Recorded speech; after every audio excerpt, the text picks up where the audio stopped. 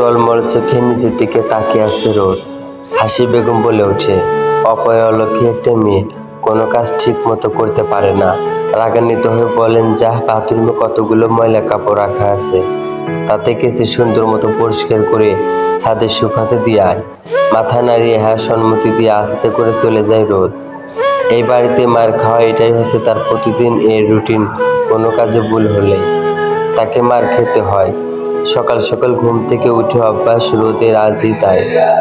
সকাল সকাল ঘুম থেকে উঠেছে, রুহি বাইরে যাওয়ার বারণ তাই। রুমের মধ্যে বসেই বই পড়ছিল। হঠাৎ মেজমামি এসে বলেন, তা নবাব জাতি সারাদিন কি এভাবে বসে বসে কাটানোর প্ল্যান করছেন নাকি? রাজবাড়ির মতো এ বাড়িতে বসে বসে খাওয়া চলবে না। তাড়াতাড়ি রান্না করে আসেন আর বাসার কাজগুলো করেন। আস্তে করে বিছানা থেকে নেমে মাথায় ভালো করে ওড়না টেনে রুমের বাইরে বেরিয়ে আসে। রান্নাঘরে কাজ করার সময় ভুল বশত হাত থেকে চায়ের কাপটা পড়ে যায়, আর যার জন্য হাসি বেগম থাপ্পড় মারে। প্রায় 2 ঘন্টা ধরে কাপড় ধুয়ে বালতি করে নিয়ে ছাদে ওঠে রোদ। কোমরে ওড়না বাঁধা চুলগুলো কোমর অবধি বেনি করে ছাড়া দেখতে বেশ লাগছে।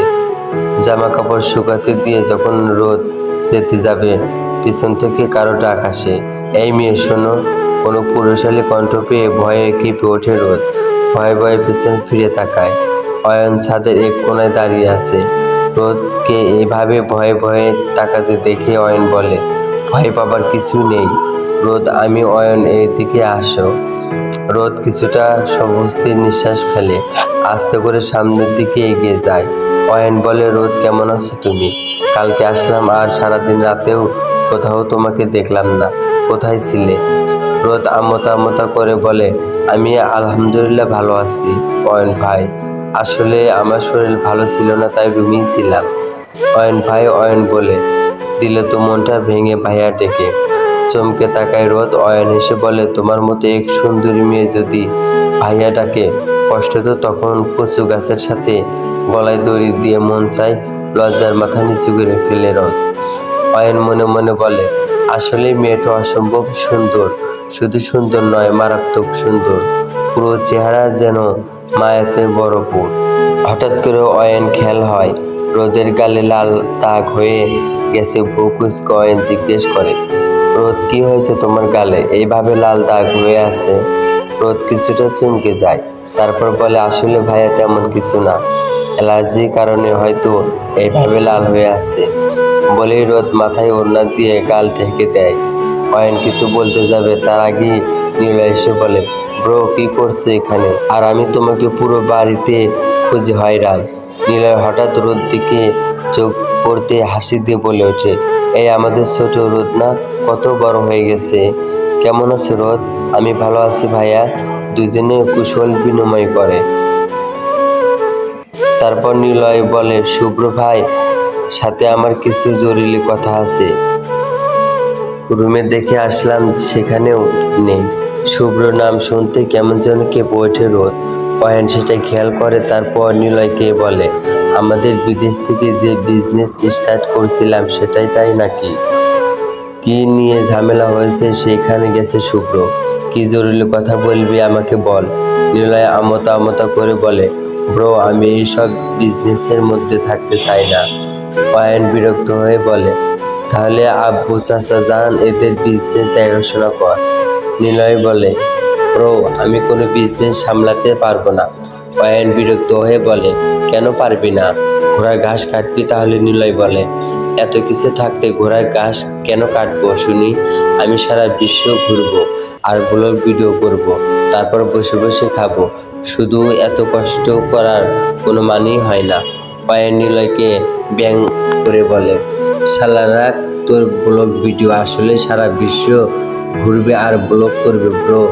তুমি জানো শাহরুখ খান এর থেকেও আর কত ফ্যান ফলোয়ার? শাহরুখ খান এর মতো ঘুরে স্টাইল দিয়ে ঘোরাতে যাবে।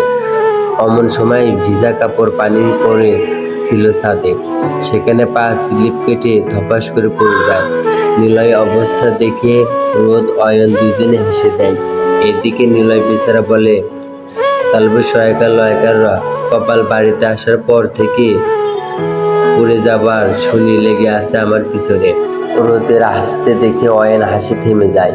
অয়ন অপলক দৃষ্টি তাকিয়ে আছে রোদের দিকে। হাসি দিল গালে টুল পড়ে, যার জন্য আরো বেশি সুন্দর দেখায়। মুগ্ধ চোখে তাকিয়ে আছে অয়ন। হঠাৎ অয়নের এমন দৃষ্টি দেখে থতমত খেয়ে যায়। রোদ চুপ করে সরে আসে, তারপর ছাদ থেকে চলে যায়। রোদ সরে যেতেই হুঁশ আসে অয়নের। তারপর নিলয়ের দিকে তাকিয়ে নিলয়কে উঠে দাঁড় করায়, তারপর নিচে নিয়ে যায়। দুপুর 12:30। বাসা সব রান্নাবান্না শেষ করে যেই না রোদ রুমের দিকে যাবে ফ্রেশ হতে, তখনই হাসি বেগম বলেন, রোদ, এই রোদ, শোনো রোদ। পিছন ফিরে তাকায়, তারপর বলে, জি মামি, কিছু বলবেন? হাসি বেগম বলে, রোদ, তুমি শুভ্র রুমে গিয়ে রুমটা পরিষ্কার করে আসো, যাও। রোদ কিছুটা চমকে যায়, তারপর ভয়ে ভয়ে বলে, মামি, তুমি অন্য কোনো সার্ভেন্টকে পাঠাও না, আমার পুরো শরীর ঘেমে নিয়ে একাকার, আমি পারবো না। হাসি বেগম রাগান্বিত হয়ে ধমক দিয়ে বলেন, তোমাকে বলছি তুমি যাও। রোদ ভয়ে ভয়ে হাঁটা দেয় শুভ্র রুমের দিকে। হাসি বেগম মনে মনে শয়তানি হাসি দেন, তারপর বলে, একবার শুভ্র এই অপয়া মেয়েটাকে দেখুক, তারপর ঘাড় ধাক্কা দিয়ে বের করে দেবে এই বাড়ি থেকে। রোদ শুভ্র রুমের সামনে এসে দাঁড়ায়, ভয়ে ভয়ে দরজা খুলে ভিতরে যায়, কিন্তু ভিতরে কেউ নেই। স্বস্তির নিঃশ্বাস ফেলে রোদ তারপর মনে মনে বলে, উনি আসার আগেই রুম পরিষ্কার করে চলে যাবে, তাই তাড়াতাড়ি কাজে হাত লাগায়। সারাদিন অনেক ব্যস্ততার কারণে অনেক ক্লান্ত শুভ্র। রুমে গিয়ে ফ্রেশ হয়ে লম্বা একটা ঘুম দেবে। হঠাৎ রুমে ঢুকে দেখতে পেল পিছনে ঘুরে কেউ দাঁড়িয়ে আছে। শুভ্র বলে ওঠে, কে ওখানে?